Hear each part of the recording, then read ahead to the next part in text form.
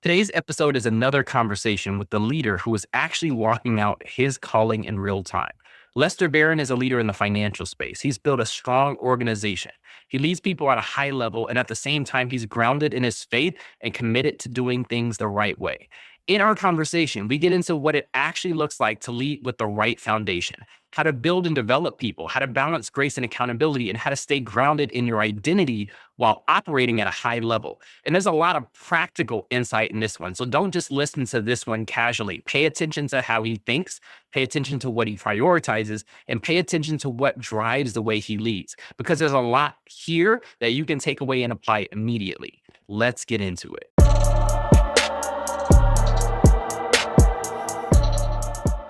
Well, Lester, thank you for joining us on this call today. I'm excited about this conversation because I love talking to kingdom-minded leaders that actually have businesses and been navigating in the marketplace. We've known each other for a little bit now because I see you out and about in the world when it comes down to our area or at church. But when it comes down to the structure, I'll just let you know, I'm going to ask questions, but I also like taking notes. And if it's okay with you, I just want permission to dig a little deep today. Is that okay? Absolutely. Open book. Fantastic. Good. So let me just start off with just tell us a little bit about yourself, a quick overview of your background, and then just what business and industry that you're in. Yeah. Well, it's an honor to be here with you, Elson, and I'm really grateful and excited for your podcast. And I'm looking forward to a lot of people engaging in your content because I feel like every time I've interacted with you, you bring me value. And so I'm very grateful that now the world gets to see that value from you. And so I'm excited. So Appreciate that. yeah, my pleasure. I was born in the Caribbean on a beautiful island in paradise called Dominica. Okay. And a lot of people tend to mistake that for the Dominican Republic, but it's not. Dominica is further south in the Caribbean and speaks English, whereas the DR is north and speaks Spanish. Okay. So I grew up there till I was 15, and I left my parents behind to move to California for school. Moved out here, went to a community college in Culver City. Then I transferred to university in LA. And while I was there, my last year about to graduate from college, I was so excited. I was so close. My dad ended up passing away at the age of 50. Wow. I was 20 years old at the time. He was never sick in his life.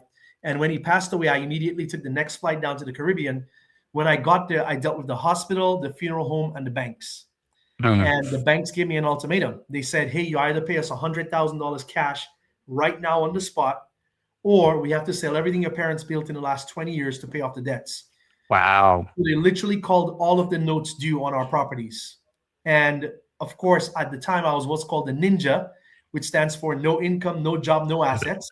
And Right. I could not come up with the money to pay back the banks. And I watched them sell everything away from my mom one by one. And she had to start over in the third floor basement of somebody's house in a studio. Wow. And that was my second life-changing event in a very short amount of time. And what those two events did for me is they put something inside of me that made me, one, curious about why this happened. But number two, it made me angry enough to do something about it, right? Yeah. And John Maxwell says the first sign of a leader is that they get angry about something. But then the second sign of a leader is that they do something about what makes them angry, right? Love it. Yep. And so that's what happened to me. I started seeking out answers. I came back to California, finished school, graduated from college, worked for the city of Los Angeles. And while I was there, my coworker taps me on the shoulder and says, Lester, you keep talking about this money stuff. Go talk to my uncle. He's a money guy. And that's how I got into the financial education industry 17 years ago. Wow. So I'm very grateful. My wife and I work together side by side. We've been married for 13 years. We have one beautiful daughter now who's 16 months old. And we have partners in 36 states, Canada, and Puerto Rico. Wow. So I'm very, very grateful and humbled to be making a difference when I meet people. You know, we're teaching them how money works. And that's our website, howmoneyworks.com. That's us. And people can go in there and get educated for free, because what we learned is that financial education is not taught in schools. Right. And so what we decided to do is not to charge people for the education, but to give it away for free so that they can actually know what it takes to move ahead in their lives. And so I'm very grateful that our business has been successful, and we have a very peaceful life and a joyful life. Right. And those are the things that mean a lot to me. So, well, and I love that. So a life of it kind of changed your perspective when it comes down to dealing with things like money. You got intrigued by it, and you ended up kind of getting introduced into the industry. Now, you've been in this industry for 17 years. And here's Yeah. the thing, I'm familiar with the financial industry. It's an industry that's typically driven by like money, performance, and status. Now, Yeah. how do you operate in that without letting things like that shape your identity? Yeah, that's a great question because Elson, you're correct. I've seen so many people drift, right? And that's the word that the book Outwitting the Devil Yeah. uses, right? It uses the word drifting. And, especially in our industry, people get here and they make it about the accomplishments and the achievements and winning. And all of those things are important, right? Yeah. All of them are. And there are things that are more important than those, right? You and I are in the same faith space. So you've heard the talk about the 8 F's, right? Yeah. Faith, family, finance, fitness, friendship, fellowship, fun, and fruitfulness, Ooh. right? Yeah. Yeah, and so what my philosophy has become because of mentors is those 8 F's. First, right? So how's my faith walk? Am I reading my word every day? By the way, I should brag on myself a little bit. If I open up my Bible app, it tracks how many days straight you've read your Bible. I'm Yeah. at 1,260 days straight that I haven't Wow. missed reading my Bible, spending That's time with God fantastic. every single day, right? That's Yeah. that's my greatest accomplishment so far in the last few years, right? Is ensuring because God wants consistency from us Yes. besides anything else, right? Yeah. So I promised him that I'd be consistent here, and I'm fulfilling my promise, right? I can't wait to tell you when I'm at 2,000 days or 5,000 days or 10,000 days, Right.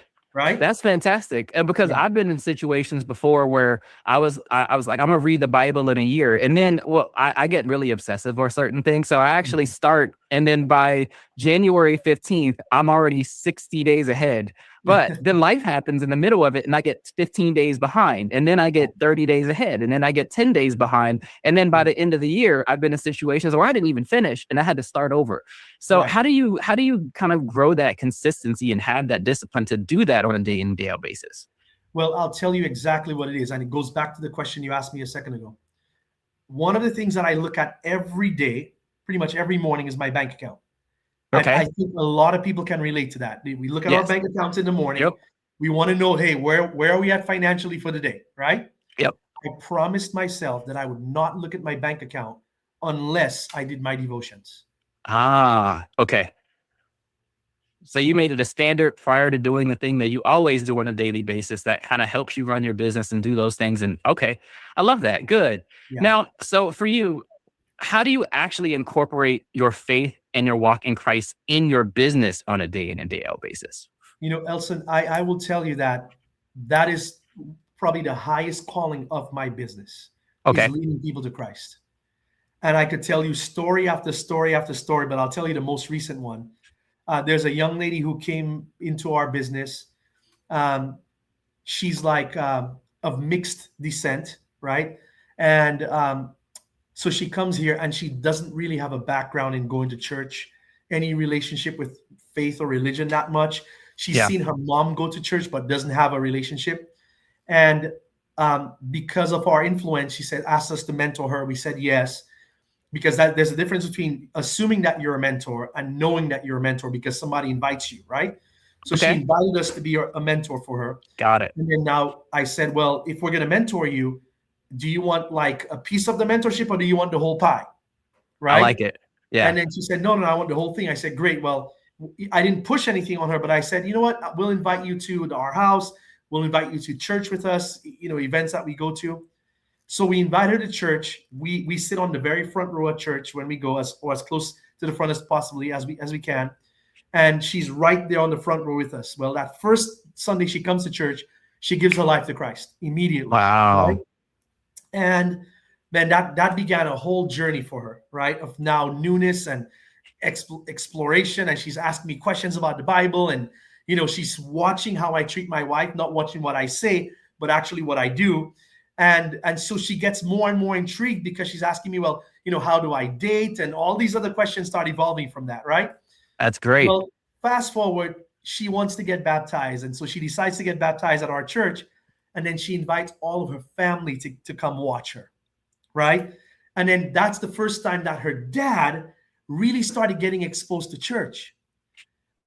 Fast forward, she now decides to go become a pastor, What? right? And even in the Wow. process, even in the process, Now her dad starts coming to these events, and I get a picture of him just a few weeks ago that he's now in the front. Like, he goes down to the altar call. They just happen to catch him on camera, and he's now receiving Christ, right? I love that. So I truly feel like the highest calling in the land is leading people to Christ. That's like pastors that do that work day in, day out. I hats off to all of you pastors, because that is the highest calling in the land. And if somebody says to me, Lester, I want to leave what we're doing together in business and go become a missionary, go become a pastor, go serve in some, I go. You have my blessing 1,000 times, because it's the most important thing that we could be doing is pointing people to Christ. 100%. I love that. Now, so and you obviously work with a lot of different people, and if they didn't start working in your organization, you wouldn't have really ever had the opportunity to have that conversation to lead that person to Christ. So let's talk about more foundational leadership stuff. You work with teams. You obviously have a lot of different people. And what's up? So how many people are kind of in your organization with your firm? 234. Wow, 234. Yes. Okay, yes. And how do you build that? So let me ask. So when building that team, what are you actually looking for in people? There's almost like a mental checklist that we go through, and integrity, character, right? The main ones. Like, how do they treat their spouses, family? Okay, right. That's a big deal. Can they work in teams? Are they really pursuing personal growth? I just had a conversation this morning. I used some people's favorite friend, ChatGPT, and I asked, what's the process for someone to learn a new skill? Mm-hmm. And there's like a 3-part rule to that. There's the first milestone called the 16-hour milestone, which gives people what's called basic proficiency in a skill set. Then there's the 100-hour milestone, which says if somebody puts in 100 hours in a year, they will now become in the top 5% of performers in that skill set. Interesting. Okay. It was like 100 hours seems so medial to me. Correct. But just that alone gets them into like a different level of discipline, right? Yeah. But then there's the 10,000-hour mastery level, right? Which is about 3.5 years, or so, 36 months, 42 months of mastery. And that puts you in like the top 1% of all income earners, right? Yeah. So I was challenging them to now, embrace the process of mastery. And so part of the things that I look for is somebody, I call it DDC. Have they made a decision? Uh-huh. Are they dedicated? And are they consistent? Love it. And those 3 things really set people apart when it comes to them achieving and working with us and achieving mastery eventually in their lives. I love that. Now, so for you, you mentioned one thing, there was a lot of nuggets in there, but one thing that you mentioned that was very specific when it comes to the people you're looking for, you mentioned how they treat their spouse. That's not a question I've ever heard anybody ask in an interview before. So how do you discern like what that looks like when initially meeting somebody that you're evaluating for your team? That's that could be more of a long-term process as well. So for example, I just had a conversation like this the other day. I always encourage spouses to look at their finances together. Yeah. Right. And over the years, 17 years now of doing this, I've found that the most successful couples financially, and to a certain extent, in a large part of their household activities, are more successful if they look at their finances together. Yeah. I've looked at people who basically cohabitate, live together, but are not married.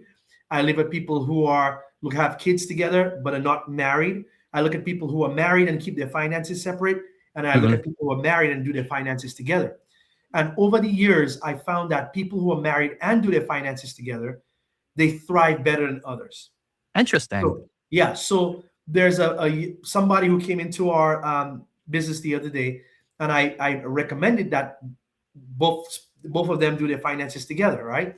And then one of the parties says, you know what? No, I don't want to do it together, right? They're newlyweds. And I truly feel like they could be better off if they did it together, because that means you come on the same page closer. It's part of that what's called cleaving, right? Cleaving just doesn't mean you live together. Cleaving means that you're truly being welded together in every area of your life, all the 8 F's I mentioned, right? Mm-hmm. And so when couples do that, and part of that process, if that person is married, is me saying, hey, it's very important that you start you don't have to be working together in the business, but you start bringing your minds together. You start growing together.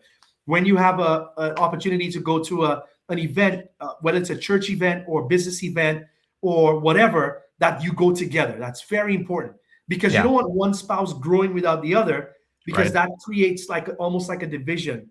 Like you have experiences that the other person doesn't, and then that feels like you're being left behind, Yeah. right? And that's what people anticipate or categorize as, oh, we grew apart, Yeah. right? And that's a mistake. It's just because you chose not to do things together. Ah, got it. I love Yeah, that. And that makes a ton of sense. Now, so when it comes down to what you do as far as leading teams, you said 234 people? 234. Yeah, 234. So how do you balance giving grace, but also making sure people are accountable when it comes down to their work? yeah. It's such a fine line, because at the end of the day, when someone works with me, I realize that in any leadership position, any company, you can ask any CEO of any major company across the country. If you take all of the employees or all of the partners at a company, they fall into three groups: Mhm. 80 percenters, the 19 percenters, and the 1 percenters. Okay. Okay. So I, when I coach people, I quickly evaluate which of those three groups they're going to be a part of Okay. based on results, number one, and based on commitment, right? So if I feel like, and I'm coaching them to get better in both of those areas, right? And Yeah. I'm also not asking an 80 percenter to do what a 1 percenter would do. Got it. Okay. There's a Yeah. difference. So I'm coaching them to their current level of like achievement. I'm also challenging them, and I'm also being aware of where they are and how much commitment I'm seeing from them.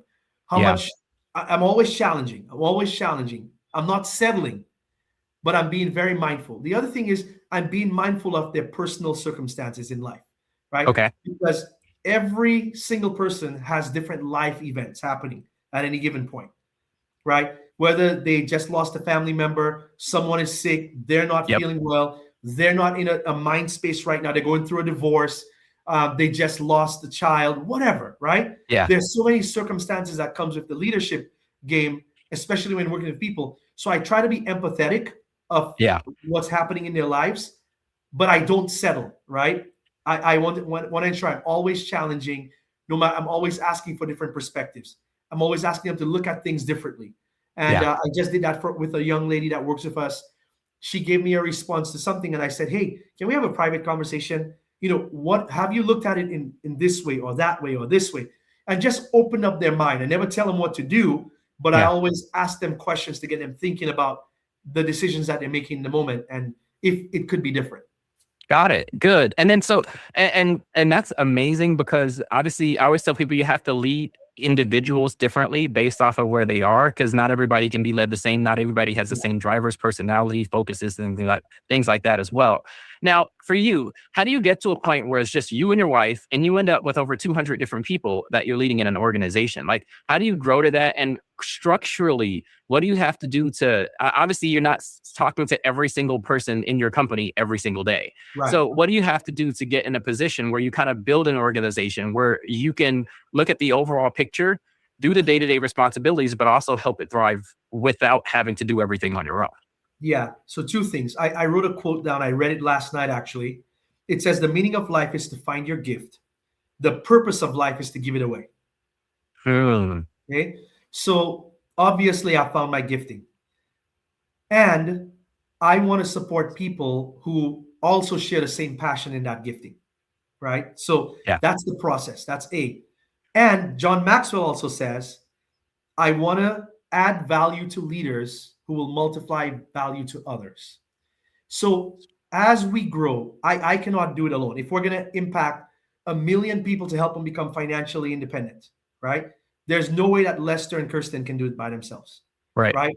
People that call themselves self-made millionaires, I think that's from a place of ego. Yeah. I think they're only team-made millionaires. Agreed. So what I would say is I always add value to the 1 percenters who will now multiply value to the 19 and 80 percenters. Got it. Good. And then so define clearly 1%ers, 19 and 80, and Yeah. what that means. So what that means is there's so many rules that talk, like laws that talk about this, right? I have one that I read the other day. It says that a handful of people will do 80% of the work and the Yeah. rest will do 20%, right? Right. There's an actual law about that. And what I mean is that most people in your organization will achieve like average basic results, right? Like let's Yep. say, people say, you know what, my dream is to, go make a $250,000 a year in a business, right? You'll find that 1% of people, 1 to 5% of people do that. Yeah. Okay. And then the next 15%, 19% or so will do, under 100,000 or so, 100 to 250. Yeah. But then the 80% will do less than 50 or less than 100,000. I see. Got it. It's good. Right? Awesome. Yeah, that makes a lot of sense. Now, let's transition a little bit. Let's talk a little bit about mentorship. It's something that you mentioned in the beginning, and I knew I wanted to get back to it, but I wanted to kind of unpack a few things.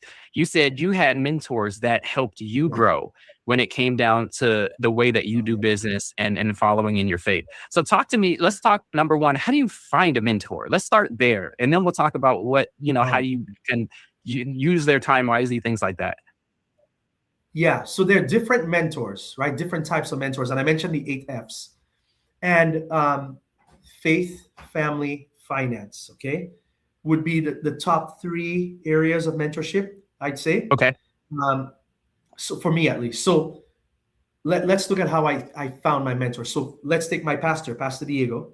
He's in my Rolodex, he'd be like my top 3 in my life. Okay. Number 1, 2, or 3, right? But in faith, he's number 1. Okay. And what I did is I watched him. And I always tell people, interview your future. Okay. Interview your future self. And I tell people, if you want to go be an attorney and you want to be a criminal law attorney, go interview some criminal law attorneys that have been in the game for 30 years and ask them the tough questions or watch their life, right? Ask them about their marriage, ask them about their kids, ask them if they would do it again, ask them what they love about it, what they hate about it. Ask them the key questions, right? So when I was picking my spiritual mentor, Pastor Diego Mesa, I looked at his faith. I go, wow, I'm inspired. Then I looked at his family. I looked at his sons. I looked at his wife. I looked at how they were interacting, right? Could they look each other in the eye? Right? Are they involved in ministry? Like I looked at all of that. And then I went, I want my faith life to be like his. Yeah. Then I said, oh my gosh, he's amazing in his family life. I want his family life, my family life, to be like his. Yeah. I watch how he treat his kids. I watch how he treat his grandkids. And then I watched like how he was managing the finances of the church. I go, oh my gosh, I want to manage the finances of my company like him. Okay. So he started checking off all my boxes, right? And then it took one more step. I had to pursue that relationship. Right. And I pursued him. He probably wouldn't remember this, but I pursued him for 4 years. Literally 4 years, I pursued him. I would ask him to go to lunch. I met with him one-on-one in his office. I came for, asking him advice about what I should do. And then that evolved over the years to now where I could pick up the phone, call him, have a conversation, or ask him to lunch, and we could spend quality time together. Got it. Right? Good. Yeah. So it's important that you pursue and you keep pursuing. Yeah. Right. And now when he gives me advice, I better go execute. Right. Right. Good. So that's the process of being mentored. And I try to work that model with the people that I mentor as well. Good. So I look at their hunger. Like, are they pursuing me? Are they messaging me? Are they texting me? Are they calling me? Asking me questions? Lester, what's next? How do I? Oh, right. I'm reaching out to them too, but I'm watching how hungry they are, how bad they want it. How much they're vested in the process, right? Yeah. How much time do they, like, if you ask any successful relationship, how much time are we spending together? That is a thing. Yeah. Right. And so, yeah, that's how I look at mentorship and mentoring others. It's those formulas. And I try to emulate that for people that I'm mentoring as well. Right. Good. I try to, it's not a show. Every area of my life is transparent. So if they watch me and my wife and they watch us speak to each other, we can look each other in the eye. If they see me interact with my daughter, they see me do it with kindness, right? Patience, all the fruits of the spirit, right? I'm not perfect in it, but I work on it every day. I work to open the door for my wife when we enter our vehicle, right? Mhm. So I don't just let her open the door by herself. My mentor, Pastor Diego, challenged us years ago: never let your wife touch your door. And she knows Mhm. it, and I know it, and we work on it every single time, right? That's fantastic. Yeah, And so let's talk about this because obviously when it comes down to valuing mentorship, that's amazing. And then the goal, you went from being mentored, which you still are, to being a mentor to others. Now let's yeah. talk about this. What do you think that most leaders get wrong when it comes down to developing people? I would say that the answer to that is they're not truly vested in that person's dream. Hmm. Every time I meet someone, I do something called Ford, Ford. I say, tell me about your family, your current occupation, what do you do for recreation, and tell me your dream. Those are the four things that I ask people. And I may not do it like in a formal way like this, even in conversation. I meet you at a party. I might ask Yeah. you the same questions and you don't even know I'm doing this, Okay. right? But one of the things, especially for the people I'm mentoring or the people that work with us, is that I become truly vested in their dream, Okay. right? So if they say to me, Lester, my dream is to like save up 10 grand and then move out of state. Okay. Because I want to be able to afford a house. I can't afford a house in California anymore. I want to be able to Understood. go to, I'm just giving a real example, right? I want to Yep. be able to move to name the state and actually put a down payment on a house because I'm a single parent. I have 3 kids and I want to make sure that I can provide stability for my kids. Yeah. Now I'm vested in that dream. And despite their performance, whether they're an 80% or a 19% or a 1%er, I still get to be vested in that dream. And I encourage them, hey, you're operating as an 80%er right now, but you know what? That will not get you to the dream. You got to start picking it up. Go move forward to a 19%er, and then you'll get closer. Move forward Yeah. to a 1%er, then your dream, you can take your dream to a whole other level. Not only will you be able to have the option to move out of state, you probably even stay in California now by being a 1%er and now achieving bigger dreams, getting a house Yeah. in the neighborhood that you actually want, not having to move away from your family, have built-in support systems around you, right? So, like, even if I know that they don't start there, I'm still Yeah. coaching them towards that success. But I'm truly bought into their dream despite their performance. Good. So you're vested in their dream, and then you Yeah, help them expand the vision of growing it, and then give them the practical pieces in order to actually do it. absolutely. Got it. And then, so how do you navigate? Let's say somebody says what their dream is, Yeah, and you expand it, and they're supposed to be working towards it, but yeah. they don't do it effectively. They don't do it efficiently. They might waffle back and forth. How do you navigate communicating with an individual like that? Yeah, it's heart-to-heart conversations. Hmm. I had one the other day of someone who was like this close to achieving something major, like Okay. this close. And I look back at their first quarter and I go, "Hey, can we have a heart-to-heart conversation?" Person said yes. I said, "Great." Kneecap to kneecap, face to face, in person. I said, "What you're doing right now will not get you there. So, what have you not been willing to do that if you did it right now will change everything in terms of getting you there?" That's good. And I said, "I don't want your answer right now, but reflect on it and come back to me and tell me what that is." And then I said something else really challenging that kind of pissed the person off a little bit. I don't know if that's illegal to say, right? It No, made the it's person a fine. little mad, More than right? fine. Yeah, you're good. Yep. And then that person texted me back, "All right, I'm ready to give it my best." And that's what I ask of people, right? Even if you're an 80%er, give it your very best. If you're a Right. 19%er, give it your very best. And all of it, if you're a 1%er, definitely give it your very best. And all of us know subliminally, subconsciously, if we're actually giving our very best. Right. And as long as you're giving your very best, you work like it's up to you, pray like it's up to God, let Him do the rest. I love it. And that's cool because it allows space for that 80%er, because I would say that back, I've always been in entrepreneurship, but back when I was really just having a dream about what I wanted to do and not understanding the process or at least matured by leadership, I Yeah. would definitely, I was a one percenter when it came down to never quitting. Like my commitment level is 1%. Nobody, if I decide to do something, I'm gonna do it 100%. Nothing's gonna steer me away from it. But my work ethic, my knowledge, my skill set was easily in the 80% category. And then it Yeah. went from 80 to 19. And now I consider myself closer to the 1% in everything.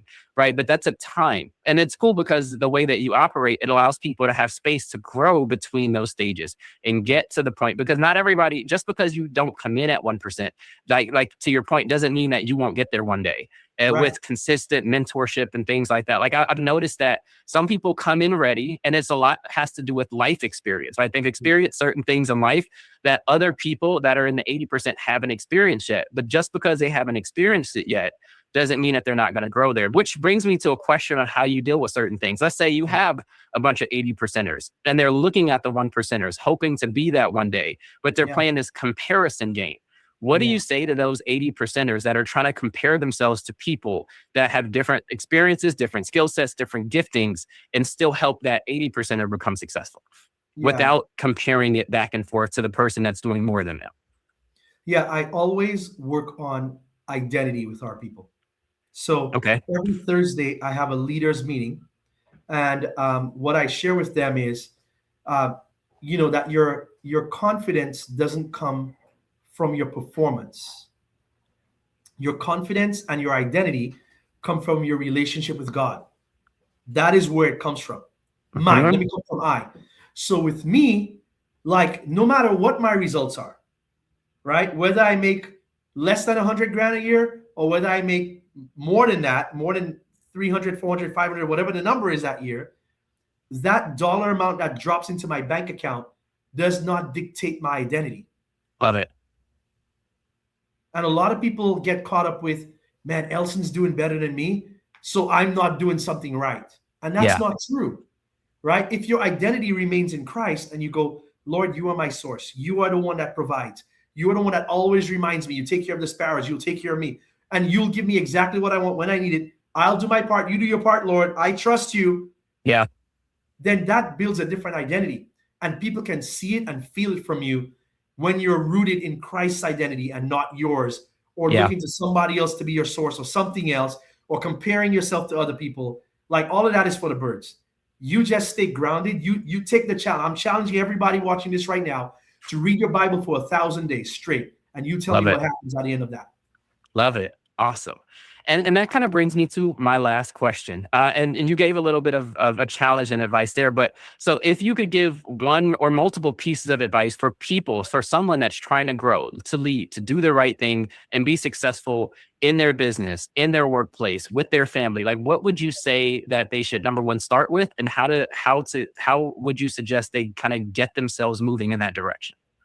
You know, build baby steps with consistency. Okay. Baby steps with consistency.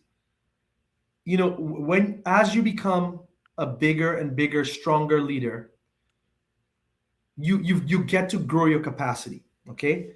So there's not one thing that you get to do as a leader that'll change the entire game for you. You Right. get to do many things right. Okay. And so what I encourage people to do is start with one thing and get that right.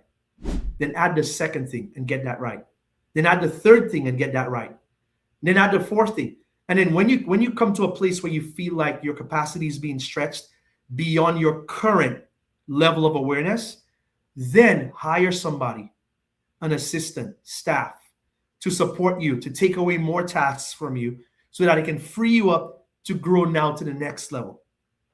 You're increasing your capacity again. Now you're not only providing for yourself, you're providing for a staff member, right? An assistant and yourself, plus you get to grow again. So it's a Right. never ending journey, but you're always building one block on top of the other, right? Right. And as you grow that capacity, like it's baby steps, just focus on the one more, the next thing, right? The next Yeah. block, the next level. Yep. And that's I think what allows me to never get burnt out. It's called leadership fatigue factor, right? A lot of people Right. say, I'm burnt out, I reached my limit, I'm zoomed out, or I don't want to deal with people anymore, or Mm-hmm. I don't want to have employees anymore, I don't want to lead a team anymore. That's because like you're not like there's a formula. There's not a secret to success. There's a system to success. Mm. And part of that system is laying the foundation right. So you have the solid 8 F's, and you Yeah. focus on shoring up those 8 F's: faith, family, finance, fitness, friendships, fellowship, fun, and fruitfulness. That will bring you joy in your life, right? Yeah. When you're surrounding yourself with people, you have mentors. It's a formula, right? Yeah. It's a formula. So that system of being fulfilled, like I'm doing something that I absolutely love that has nothing to do with business next Tuesday, right? I'm going Yeah. out and I'm filling my cup up, right? Yeah. Because if I keep going on empty, it doesn't produce a great result, right? 100%. But I learned over the years to stack those on top of the other, right? Yeah. Not try to do it all at once, but Mm-hmm. build, grow into it. And that all of a sudden you're going to look up one day and you're going to need a telescope to see how far you've come because you put the foundations in place. And that's it. 100%. That's it, you know? Fantastic. So that, I mean, we're done. Thank you so much for taking out the time to do this. This is fantastic. I treated this as a personal mentorship session for myself. So I was taking a bunch of notes, things that I'm gonna implement for my own organization at the end of the day. And I know everybody listening got a ton of value. So thank you for taking out the time to do this. I'll connect with you probably, within the next week, Sunday at church, that kind of thing. But I'll Yeah. see you soon. Thank you for taking out the time. My pleasure.